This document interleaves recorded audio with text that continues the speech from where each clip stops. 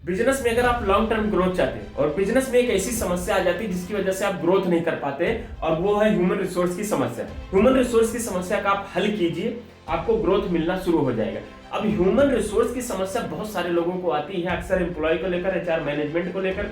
उनके पास में अच्छे वर्कर्स नहीं है काम करने के लिए। ऐसी हो सकता है कि आपकी कंपनी का जो बिजनेस का आइडिया वो बहुत ज्यादा सॉलिड हो, इतना सॉलिड हो कि ऐसा बिजनेस आइडिया किसी के पास नहीं, कि यूनिकनेस हो आपकी बिजनेस आइडिया में।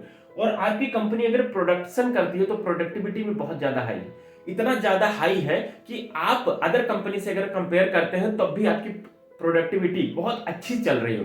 लेकिन इतना सब कुछ होते हुए भी अगर आपकी कंपनी में आपके एम्प्लॉय में स्ट्रांगनेस नहीं है, आपकी कंपनी का एम्प्लॉय स्ट्रांग नहीं है, आपकी कंपनी का एम्प्लॉय मोटिवेटेड नहीं है, इन दोनों चीज को ना होने की वजह से कंपनी में कितनी सारी समस्याएं आ सकती हैं। कंपनी का सिर्फ ये दो समस्याएं आने की, क्योंकि एम्प्लॉय अगर स्ट्रांग नहीं है, एम्प्लॉय अगर मोटिवेटेड नहीं है, तो आपकी कंपनी का जो सपना है, सक्सेस होने का सपना, वो बस सपना ही रह जाएगा, उसको आप पूरा नहीं कर सकते। क्योंकि पूरी चीजें किस पर डिपेंड है? मैन पावर पे। मैन पावर की एक बहुत बड़ी समस्या, और ये इतनी बड़ी समस्या है कि हर एक बिजनेसमैन का हेडेक बना हुआ है। एक ऐसी प्रॉब्लम जिसके लिए वो बेचारा सिर दर्द पाल के बैठा हो, समस्या का हल करना चाहता लेकिन हो ही नहीं पा रहा।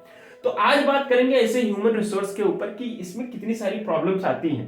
क्या बेसिक प्रॉब्लम है जिसकी वजह से आपकी कंपनी का ना तो मैनेजमेंट अच्छा काम कर पा रहा, ना ही आपको किसी और प्रकार का सोल्यूशन समझ में आ रहा, प्रोडक्टिविटी को हाई करने का, सेल्स को मल्टीप्लाई करने का, अपनी ग्रोथ को लेकर, इन सारी समस्याओं का आज सिंपल और इफेक्टिव सोल्यूशंस जानेंगे इस वीडियो में। नमस्कार जी, मैं हूं Brijesh Kumar, motivational speaker, business और करियर कंसल्टेंट। आपका इस खास वीडियो में स्वागत है, जिसमें आज हम बात करने वाले हैं कि आपकी जो मैन पावर है वो आपको छोड़े भी ना और दुगना काम करके। हर कोई चाहता है कि उसके पास में जो मैन पावर है, उस मैन पावर को कभी भी वो छोड़े नहीं, कंपनी में से एम्प्लॉय छोड़कर ना जाए, कंपनी में हमेशा एम्प्लॉय बना रहे और साथ में प्रोडक्टिविटी के साथ में काम करे। कुछ ऐसी समस्याओं पर चर्चा करने वाले हैं और साथ में उसका हल भी जानेंगे कि आखिर उसका हल क्या है, उसके सॉल्यूशंस क्या है। प्रॉब्लम समझते हैं कि ह्यूमन रिसोर्स की वजह से प्रॉब्लम्स क्या आती है। 82% ऐसे बिजनेस जो बंद होने की कगार पे आ जाते हैं या फिर बंद हो जाते हैं। ये एक डाटा बता रहा हूं, उसमें सबसे बड़ा जो रोल्स निभाता है वो एचआर है, यानी कि ह्यूमन रिसोर्सेस है। ये एक प्रॉब्लम है। दूसरी प्रॉब्लम क्या आती है? टीम को मैनेज करने में बहुत बड़ा इशू फेस करना पड़ता है कि स्टाफ के जितने भी मेंबर हैं उनको हमेशा क्या है, मोटिवेटेड रखना पड़ता है। अगर मोटिवेटेड नहीं तो काम नहीं करेंगे, या फिर हो सकता है काम करें लेकिन ठीक तरीके से आपका जो काम है वो सही समय पर करके ना दे।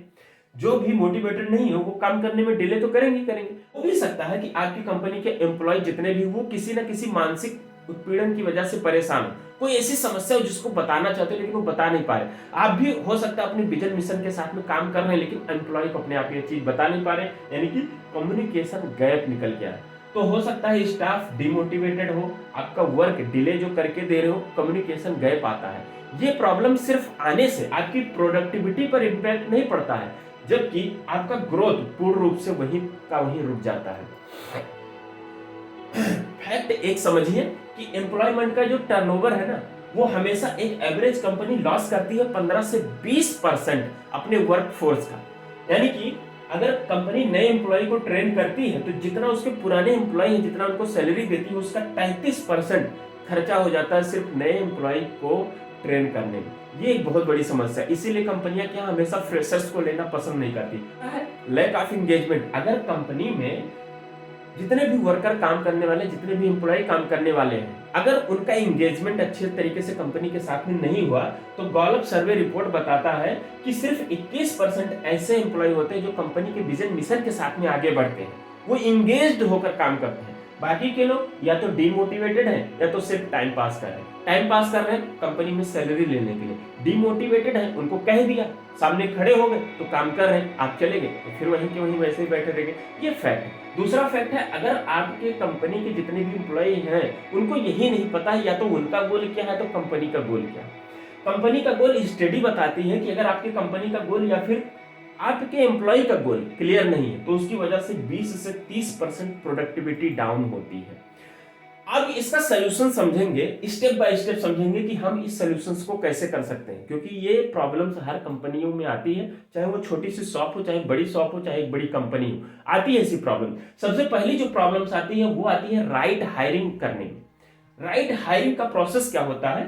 उसको बहुत सारे लोगों ने आपको वीडियो में बताया होगा, आप यूट्यूब पर बहुत सारा ऐसा वीडियो देखे होंगे, या फिर आप प्रोसेस जानते हैं, उसका एक डॉक्यूमेंटेशन अच्छे तरीके से रिज्यूम वगैरह लेते हैं, प्रोसेस आप निभाते हैं, करते हैं, लेकिन हमेशा टैलेंट पे आप फोकस करते हैं। अब टैलेंट पे फोकस करने के साथ साथ में एटीट्यूड पर भी फोकस करना है, पॉजिटिव एटीट्यूड पे, क्योंकि समय बदल रहा है, समय की डिमांड है।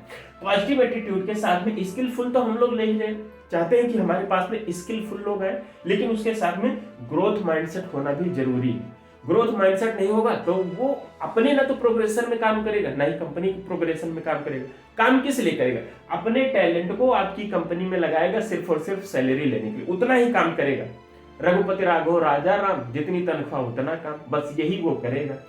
दूसरी चीज क्या है, हम लोग क्या है, इफेक्टिव कम्युनिकेशन नहीं कर पा रहे हैं। कंपनी में ऐसी बहुत सारी दिक्कतें होती हैं, कई बार कंपनी के एम्प्लॉई और कंपनी के बॉस के बीच में अच्छा कम्युनिकेशन नहीं हो पाता। इसकी वजह से एक ओपन डोर पॉलिसी होनी चाहिए कि जब भी एम्प्लॉय को कोई भी समस्या है, कोई भी ऐसी बात हो जो मैनेजमेंट को या फिर एचआर को या फिर हेड को बतानी हो, तो उसके लिए बिना हेजिटेशन के बता सके, वो दूसरों से अपनी बात रख सके, समझा सके, बता सके कि मुझे ये प्रॉब्लम हो रही है, क्या पता वो समस्या उसके लिए छोटी हो, लेकिन अगर आप सुनो, आप कंपनी के हेड एचआर होने के नाते, मैनेजमेंट होने के नाते अगर आप समझो, तो जानो कि हाँ, इस समस्या का अगर सोल्यूशन नहीं किया गया तो और भी एम्प्लॉय लोग या तो परेशान होंगे, या तो हमारी सेल्स या फिर मार्केटिंग या फिर प्रोडक्टिविटी या फिर किसी भी प्रकार की कामों में या फिर कंपनी की ग्रोथ में ही इफेक्ट इसका पड़ेगा। दूसरा है, टीम मीटिंग आप जरूर कीजिए। टीम मीटिंग जब आप करते हैं तब आपको एक कम्युनिकेशन करने का एक बेहतर ऑप्शन मिल जाता है, सामने वाले की प्रॉब्लम सुनने का और उसका सलूशन करने का। और जब इतनी सारी चीजें करते हैं तो लोगों से सलाह भी लेना जरूरी है, यानी कि फीडबैक सेशन एक कीजिए, जिससे पता चले कि क्या किसी के माइंड में कोई और आइडिया चल रहा है, या फिर कोई कंपनी प्रोसेस के साथ में काम करती है, क्या उन प्रोसेस में कोई ऐसी चीजें हैं जिसकी वजह से एम्प्लॉय को परेशानी उठानी पड़ रही है। तो फीडबैक सेशन में ये सारी चीजें क्लियर होती है। तो ट्रेनिंग और डेवलपमेंट में कंपनियां फोकस नहीं करना चाहती किसी भी एम्प्लॉयमेंट के ऊपर। क्यों? क्योंकि ये जो इन्वेस्टमेंट इसके ऊपर करती है इनको ट्रेन करने में, उसको बड़ा खर्चा लगता है। भाई, किसी भी एम्प्लॉय का 33% की सैलरी उसको निकाल कर उसके सिर्फ ट्रेनिंग में खर्चा करना, और साथ में एक एम्प्लॉय का बंदा लगा रहे उसको ट्रेन करने में, तो टाइम भी लगता है और इन्वेस्टमेंट भी होता है। लेकिन अगर हम इसको एक फ्यूचर इन्वेस्टमेंट समझ के करें तो ये तो हमारे लिए ही बेहतर है ना। हम नए बंदों को लाकर नई तरीके से, नए माइंडसेट से हायर करके, उनको एक नई मानसिकता में ढाल के, अपनी कंपनी के विजन मिशन के साथ में अलायंस करके, उनको मोटिवेट रखते हुए कंपनी की ग्रोथ में उनको ज्यादा पार्टिसिपेट किया जा सकता है। वर्कशॉप्स में जब हम उनके साथ में बातचीत करते हैं तो हम उनकी गोल्स पर भी काम कर पाते हैं, स्किल का बिल्डिंग कर पाते हैं, हम स्किल समझा पाते हैं कि हमें कौन कौन सी स्किल्स की जरूरत है। ट्रेनिंग और डेवलपमेंट में ये सारी चीजें समझ में आती हैं। जब हम ट्रेनिंग कर रहे होते हैं, डेवलपमेंट कर रहे होते हैं, जिसके पास में वर्कशॉप्स में काम करने की स्किल या फिर ऐसी सारी समस्याएं हो रही हैं, स्किल्स नहीं है, उसको आप वहीं के वहीं, या तो नई स्किल्स आप सीखने पर उसको बताओ कि आप ये स्किल सीख के आओ तो हम आपको प्रोसेस में आगे बढ़ाएंगे, या तो फिर उसको आप सिखा रहे हो तो उसको सीखना चाहिए, और नहीं सीख पा रहा तो वहीं से आप उसको आउट कर सकते हो। रिकॉग्निशन, रिवार्ड दीजिए, क्योंकि हर कंपनी का एम्प्लॉय जो होता है, हर एम्प्लॉय वो डिजर्व करता है अपनी मेहनत का, कि वो रिकॉग्नाइज किया जाए अपने हार्ड वर्क के लिए, चाहे वो छोटा सा अप्रिसिएशन ही क्यों ना हो, या फिर उसको बोनस ही क्यों ना दिया जाए। इतनी छोटी छोटी चीजें, और छोटी छोटी ही चीजें करने से उसका मोटिवेशन हमेशा डबल हो जाता है, और जिसका मोटिवेशन डबल होगा डेफिनेटली वो आपके लिए काम भी डबल करेगा। उसके बाद में वर्क लाइफ बैलेंस समझना बहुत जरूरी है, क्योंकि आजकल का जो टाइमिंग है, जो आज का युवा जनरेशन है, वो घर गृहस्थी में भी इन्वॉल्व है।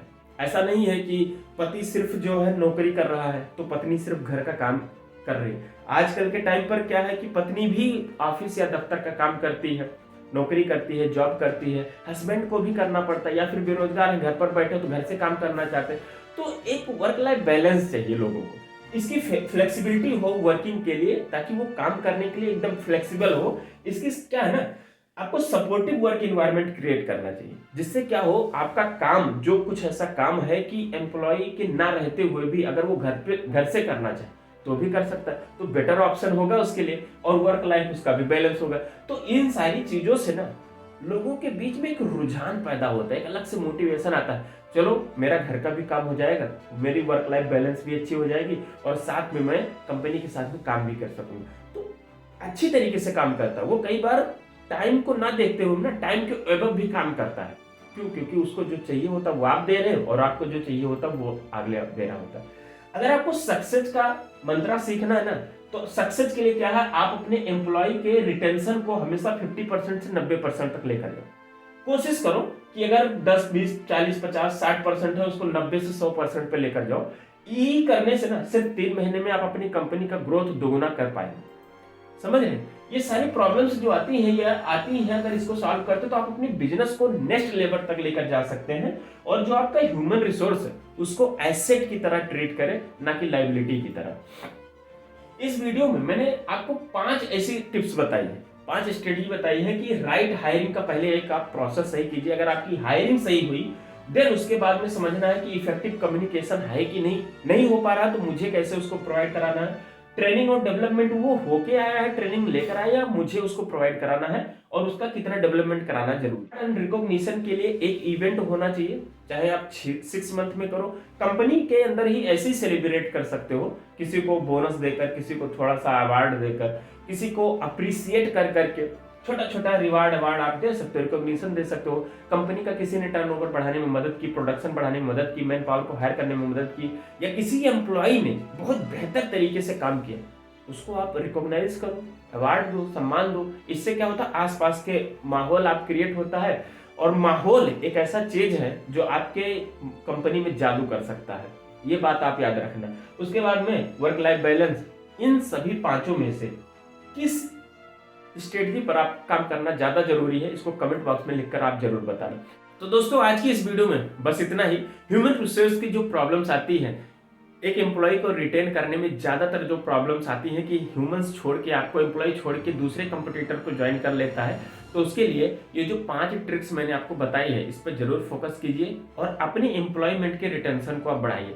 इस वीडियो को कीजिए लाइक और इस चैनल पर नए हैं तो कर लीजिए सब्सक्राइब। दोस्तों के साथ भी इस वीडियो को शेयर कर दीजिए। अगर आपका दोस्त भी बिजनेस कर रहा है और बिजनेस में ऐसी किसी भी प्रॉब्लम से जूझ रहा है तो डेफिनेटली आप उसको इस चैनल पर विजिट करवा सकते हैं।